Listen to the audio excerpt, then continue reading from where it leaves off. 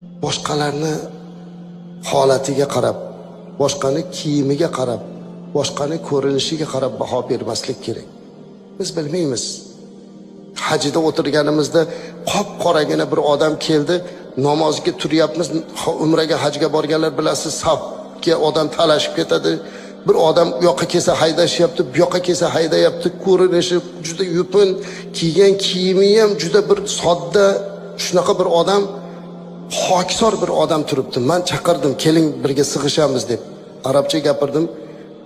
Qora habash arab ekanlar, keldi, birga namozda turdik.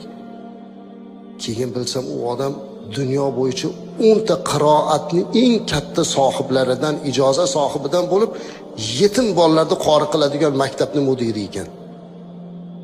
Mahalliy gapni aytganimdan keyin butun bizni oldimizda turganlar uni ziyorat qilaman, rasmga tushaman boshlanib ketdi. Men aytdim, buni aytmaguncha bitta inson edi-ku. Qayerdan bilasiz odamni yuziga qarab?